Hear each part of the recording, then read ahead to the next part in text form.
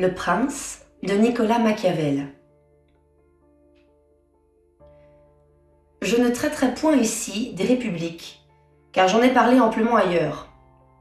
Je ne m'occuperai que des principautés, et reprenant le fil des distinctions que je viens d'établir, j'examinerai comment, dans ces diverses hypothèses, les princes peuvent se conduire et se maintenir. Je dis donc que, pour les États héréditaires et façonnés à l'obéissance envers la famille du prince, il y a bien moins de difficultés à les maintenir que les États nouveaux. Il suffit au prince de ne point outrepasser les bornes posées par ses ancêtres et de temporiser avec les événements. Aussi, ne fût-il doué que d'une capacité ordinaire, il saura se maintenir sur le trône, à moins qu'une force irrésistible et hors de toute prévoyance ne le renverse. Mais alors même qu'il l'aura perdu, le moindre revers éprouvé par l'usurpateur lui fera aisément recouvrer. L'Italie nous en offre un exemple dans le duc de Ferrare. S'il a résisté, en 1484 aux attaques des Vénitiens et en 1510 à celles du pape Jules II, c'est uniquement parce que sa famille était établie depuis longtemps dans son duché. En effet, un prince héréditaire a bien moins de motifs et se trouve bien moins dans la nécessité de déplaire à ses sujets. Il en est par cela même bien plus aisé. Et, à moins que des vices extraordinaires ne le fassent haïr, ils doivent naturellement lui être affectionnés.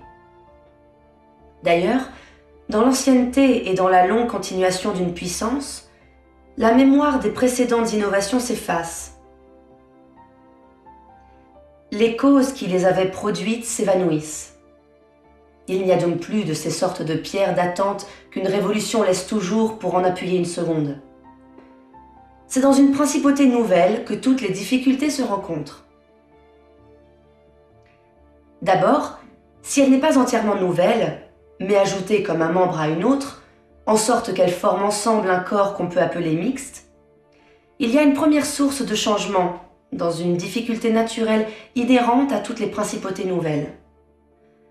C'est que les hommes aiment à changer de maître dans l'espoir d'améliorer leur sort. Que cette espérance leur met les armes à la main contre le gouvernement actuel, mais qu'ensuite l'expérience leur fait voir qu'ils se sont trompés et qu'ils n'ont fait qu'empirer leur situation. Conséquence inévitable d'une autre nécessité naturelle où se trouve ordinairement le nouveau prince d'accabler ses sujets, et par l'entretien de ses armées, et par une infinité d'autres charges qu'entraînent à leur suite les nouvelles conquêtes. La position de ce prince est telle que, d'une part, il a pour ennemis tous ceux dont il a blessé les intérêts en s'emparant de cette principauté, et que de l'autre, il ne peut conserver l'amitié et la fidélité de ceux qui lui en ont facilité l'entrée, soit par l'impuissance où il se trouve de les satisfaire, autant que s'il se l'était promis, soit parce qu'il ne lui convient pas d'employer contre eux ces remèdes héroïques dont la reconnaissance le force de s'abstenir. Car, quelque puissance qu'un prince ait par ses armées, il a toujours besoin, pour entrer dans un pays, d'être aidé par la faveur des habitants.